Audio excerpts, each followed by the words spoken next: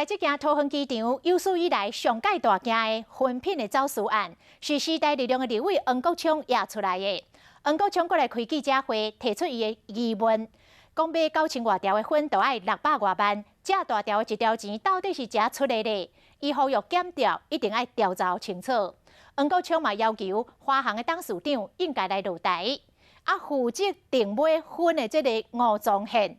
有一个朋友到国民党的立委的面册去发冤枉，讲吴宗宪只是一个随和小校，敢真正有权会当安排这台再婚的货车参入你的总统的车队内底咧？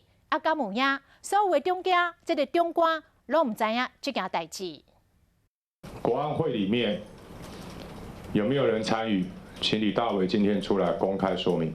时代力量立委黄国昌手提这摆免税品的订单，内面无载部分，就是这摆小校吴宗宪的名店名，这摆9200条的私婚国安局国安会拢有关系。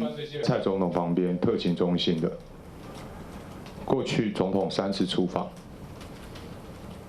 他有2次都去，而且张恒嘉在之前出访的时候就买了不少烟了。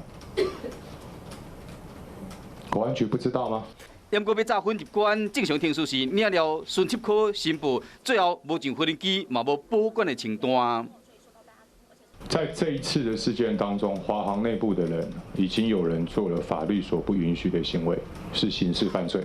拢唔是标准的作业流程，何况超过5条婚都要排。和黄国昌点名讲华航有人犯法，即摆杀一个人出来打吴宗宪的朋友，直接到立委面前发冤枉。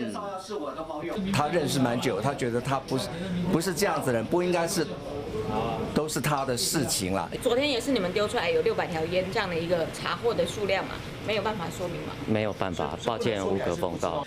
9200条的婚，加上专机顶面被敲掉600条婚，黄国昌嘛讲，这毋是华航，毋是国安局，无希望讲其他的斗争转移焦点，只要求公布全部真相。